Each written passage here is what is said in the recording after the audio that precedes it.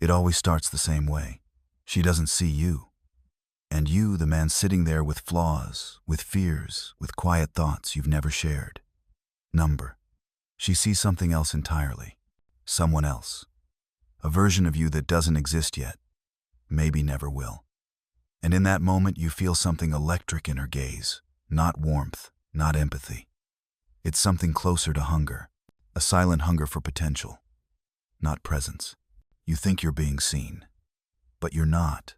You're being scanned, evaluated, measured, not as a man, but as a vessel, an empty canvas she plans to fill with her fantasies.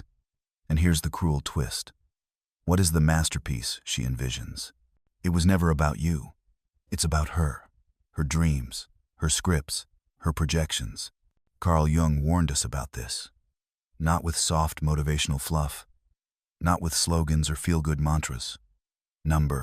He spoke with the precision of a surgeon, of a man who spent his life exploring the abyss of the human mind. He studied the depths of the unconscious, the silent engine behind our behavior. And what he found, especially about women, was unnerving. Carl Jung discovered something few men have ever been prepared to face. Women often don't fall in love with the man. They fall for the idea of the man, the fantasy, the mental projection, and the most haunting part? Most of them don't even realize they're doing it. You may believe she's choosing you, but she's not. She's selecting the story, the character that her unconscious has crafted. A story she's rehearsed since childhood, shaped by fairy tales, media, trauma, and family patterns. And the moment you stop fitting that story, the actor gets replaced, not the script. Carl Jung called this phenomenon projection. Specifically, the animus, the inner masculine image that lives inside every woman's psyche. And when that animus is immature, undeveloped, or unconscious, it becomes dangerous. It's not just a psychological concept. It becomes a tyrant, a force that hijacks relationships, that turns arguments into moral crusades, that fuels attraction to chaos and contempt for stability. He didn't sugarcoat it. Carl Jung said this kind of projection is like spiritual possession. The woman becomes unaware that she's no longer acting from her true self. She's being moved, controlled, by an internal masculine force she hasn't integrated. And here's where men get caught. Because no one ever taught you how to see this coming. No one handed you a manual on feminine projection. So, you confuse being wanted with being known. You mistake being chosen for being understood. You believe her when she says, "You're different," not realizing you're just the latest cast in a role she's been scripting for years. Then it crumbles. The fantasy dissolves. The mask slips. She turns cold, distant, or angry. You're left wondering, what did I do wrong? But you didn't fail her. You simply stopped being a convincing actor in her story. You weren't him, not the mythical version she dreamed of. And in her eyes, that's betrayal. Carl Jung said the only way to escape this illusion is through individuation, a grueling, lifelong process of becoming whole within yourself. But here's the raw truth. Most men never even start that journey. You've been conditioned to seek validation, to earn affection, to define your worth by how desirable women find you. As long as you do that, you'll stay trapped in the same cycle, playing the same role, getting replaced again and again, not because you're unworthy, but because the fantasy was never yours to begin with. Individuation isn't glamorous. It's not a TikTok trend or a YouTube course. It's brutal. It's about confronting the parts of yourself you've hidden, the insecure, the fearful, the wounded. It means facing the truth. She was never supposed to define your value. That was your job. Carl Jung understood something most modern men will never grasp. You don't become a man by being chosen. You become one by choosing yourself. You don't earn your worth through her attention. You earn it by standing alone, awake, responsible, and alive. A man who's faced his unconscious cannot be seduced by projections. He doesn't become a puppet. He becomes an author, writing his script, not reading hers. But here's the tragedy. Today's men mold themselves like clay to be accepted. You call it love. You call it a partnership. Carl Jung had another name for it: self-betrayal. When you ignore your psychic development, You become a servant to the feminine projection. You smile, nod, perform, until you forget who you were before the performance began. And women? They sense this. Don't think they don't. They feel it when you collapse into obedience, when you become predictable, when your spine bends in hopes of being kept. What you think will make her love you, compliance, reliability, and emotional exposure, these are the very things that erode her attraction. Because feminine instinct isn't drawn to comfort, it's drawn to mystery, to the wild, to the man she can't control or fully understand. Make yourself too accessible, too eager, too open without grounding. You don't become more lovable, you become forgettable. But here's the trap. Most men would rather be false than alone. You'd rather wear the mask than sit in the silence. You'd rather be a role than face the terror of being unchosen. And that's why individuation, the path to freedom, is so rare. Because it demands solitude. Radical, unnerving solitude. Carl Jung once said, "Until a man embraces that solitude, he will never be free." What does that mean? It means you have to let the false versions of yourself burn. All of them. The charming mask, the obedient partner, the fantasy pleaser. Gone. Only then can something real emerge. And here's where it gets darker. Because once you start that process, you begin to see, and you can't unsee. You recognize the scripts people cling to, the illusions they refuse to question. You try to share what you're learning, and they call you cold, arrogant, judgmental. But you're not the problem. You're just the mirror. And people hate mirrors when they're forced to confront something they've denied. Carl Jung spent decades working with patients too afraid to meet their shadow, the parts of themselves they'd rejected. And women, he warned, are often raised in cultures that reward them for avoiding that confrontation. They're told they're perfect as is, that they are intuitive, pure, and whole. And while that sounds empowering, Carl Jung knew it was a lie. He wrote that the greatest danger to women is their unconscious animus, a voice inside that speaks with fake wisdom, fake strength, and fake superiority. If that voice goes unexamined, it runs the show, and she becomes its prisoner, projecting it onto every man she meets, blaming him for a war she hasn't fought within herself. And here you are, thinking you'll be different, thinking you can prove yourself enough, love her enough, perform hard enough. Maybe then she'll finally choose you. But that's not how projection works. Projection is a thief. It steals reality and replaces it with illusion.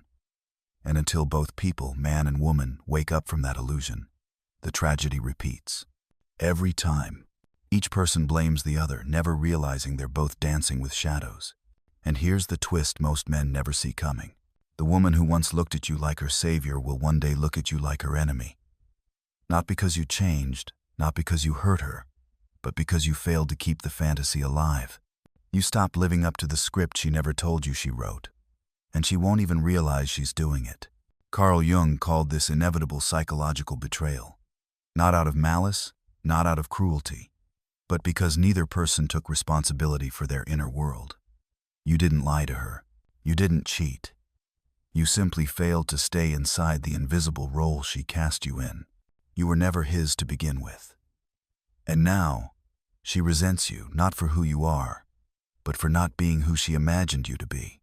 Carl Jung once said, "People will do anything, no matter how absurd, to avoid facing their soul." Nowhere is this truer than in relationships. Romantic love becomes a disguise, a dance, a place to project all the unfulfilled pain, all the unmet needs, and all the childhood wounds we refuse to face alone. You call it love. Carl Jung called it possession. And so you stumble into relationship after relationship thinking, this time it'll be different. But it never is. Because you've yet to ask yourself the one question that will shatter your comfort. What if I'm the one responsible for this pattern? You want to blame women. You want to say they're manipulative, shallow, and controlling. But Carl Jung would look you dead in the eye and ask, why did you allow yourself to be chosen by her in the first place? See, here's the hard truth. You're not a victim. You're a volunteer. You chose this. You stepped onto the stage. You said the lines. You accepted the role. Why? Because it was easier than facing the silence. easier than admitting your sense of emptiness, your lack of wholeness. Facing that takes guts. That takes solitude. That takes sitting with the screaming silence inside your soul and not reaching for a woman to distract you from it. And this is the point where most men check out, because this is where the comfort ends and the real work begins. Carl Jung didn't offer 3 steps to alpha male dominance. He wasn't in the business of performance tips or seductive tricks. He offered you the one thing nobody wants to hear: self-confrontation. Sitting alone, in the dark, with your voice, until the illusions start to break, until the story you've told yourself, "I'm nothing without her," starts to die. And let me tell you, it will fight back.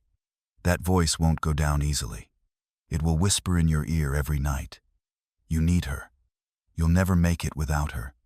You'll be alone forever." But that voice, that's not the truth. That's programming. That's the script passed down to you by a culture that taught men they are only valuable when desired by a woman.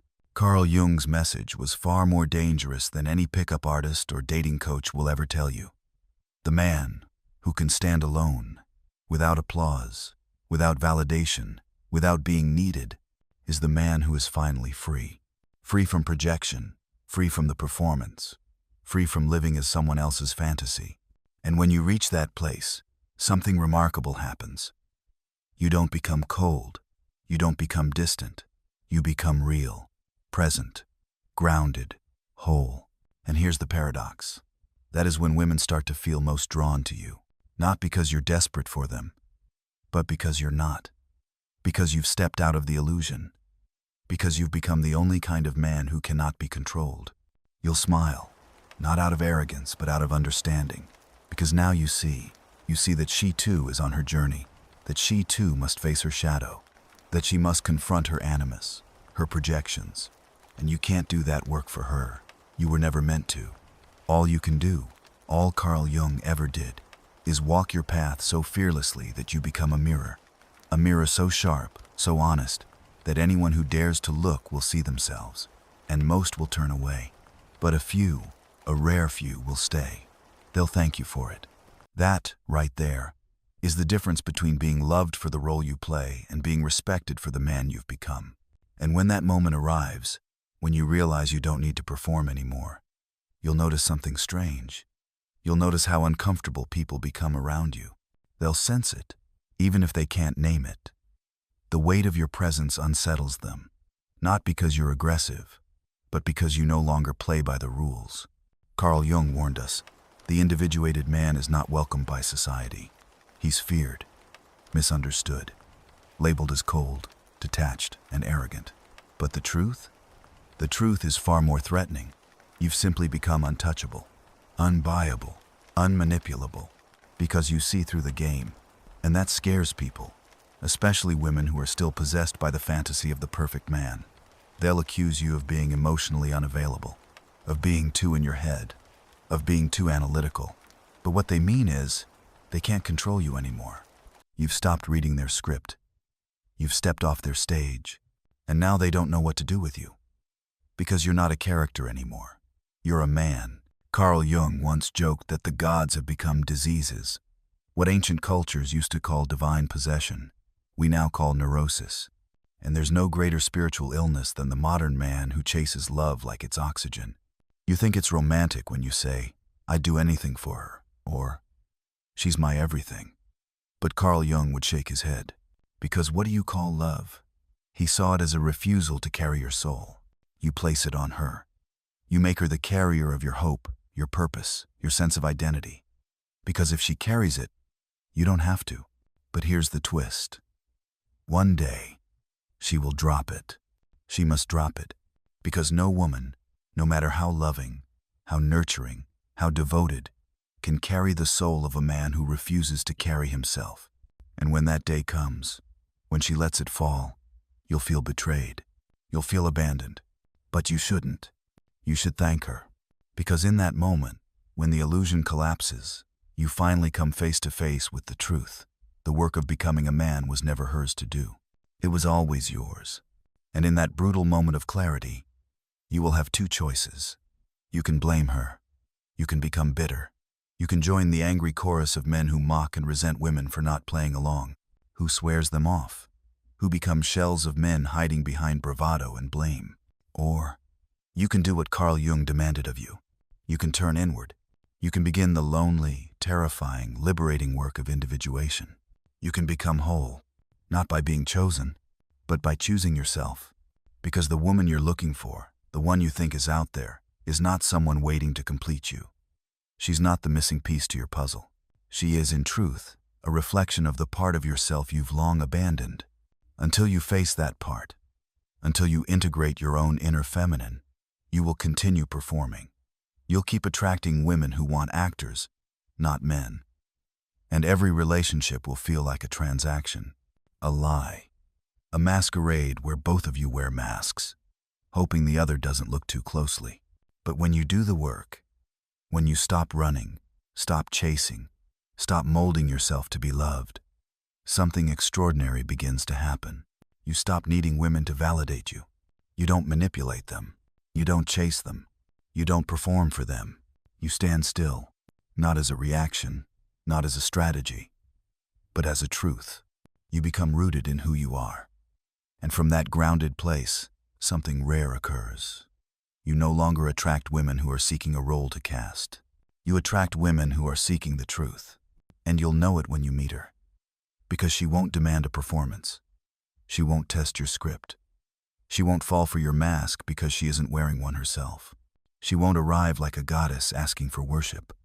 She'll stand in front of you, raw, whole human, not looking for a savior, not looking to be saved. She'll look you in the eye, not as a man she wants to shape, but as a man she's finally ready to meet. There will be no drama, no clinging, no begging for attention. No seduction is rooted in insecurity. She won't flood you with grand romantic speeches or make you the center of her universe. She won't see you as the missing piece, because she doesn't need a piece. She's done the work. She's burned her illusions. She's danced with her shadow. She's met her animus, and she came back whole. That's why she won't need you to carry her soul. She carries her own. She will not need you to make her feel complete. She'll want to walk beside you. That's all. Not ahead, not behind, beside. Two whole beings, not two halves trying to merge. And when you see her, truly see her, not as a fantasy, not as a projection, but as a person, a mirror, a fellow traveler, you'll recognize something in her. The same fire, the same pain, the same solitude, the same strength. And in that space, there is no illusion, there is no mask, there is no script, there is only truth. And that kind of love, the one Carl Jung spoke of, it's the rarest love there is, because it asks for nothing, yet offers everything. It isn't born of need, it's born of freedom. Freedom to choose, freedom to walk away, freedom to stand together not because you need to, but because you want to. But let me warn you, most of you won't get there, not because you can't, but because you'll quit. You'll quit before it begins to hurt. You'll settle for the comfort of being admired over the pain of being authentic. You'll take the fantasy over the truth. You'll stay in the performance, hoping applause feels like love. You'll trade wholeness for attention, because facing yourself is terrifying. But if you have the courage, the raw, gut-wrenching courage to keep going, to keep walking into the silence, to keep peeling back every layer you built just to be accepted, then one day, you will arrive at something terrifyingly beautiful. Yourself. The real you. And when you stand there, alone but not lonely, whole but not hardened, you'll notice something new. Women will no longer be your mirror. They will no longer be your reason. They will no longer be the scale by which you measure your manhood. They will become something else. Partners, not prizes. Mirrors, not mothers. Allies, not saviors. And you will love them, not because you need them, but because you choose to. From strength, from abundance, from a place that no longer negotiates its value. And that love, that's the kind of love that never performs, never begs, never breaks under pressure. That's the love that doesn't crumble when fantasies fail. That's the love that endures, because it's real. But to get there, you must let go of the map. Carl Jung didn't leave you a step-by-step guide. He left you a warning that every man who refuses to confront his soul will end up trapped, living as someone else's puppet, dancing for someone else's applause, desperate to be chosen in someone else's story. But he also left you a challenge. The challenge to walk the hardest path, your own. To stop blaming women for roles you volunteered to play. To stop trying to be whole through someone else's gaze. To stop waiting to be picked. Because the man who chooses himself, fully, unapologetically, relentlessly, is the man who becomes untouchable. He cannot be seduced by fantasy. He cannot be manipulated by flattery. He cannot be reduced to a role in someone else's production. He becomes the author of his own life. And if you've made it this far, if some part of you is still here, still listening, don't scroll away. Don't let this be another video you watch and forget. Take one moment, just one, and do something real. Like this video. Share it with a man you know needs to hear this. Subscribe, not for views, but for the next soul still stuck in the illusion. Help us wake him. Help us wake you. One man at a time. Because this isn't just about healing relationships. It's about freeing men from the prison of needing to be loved, and helping them remember what it feels like to love themselves.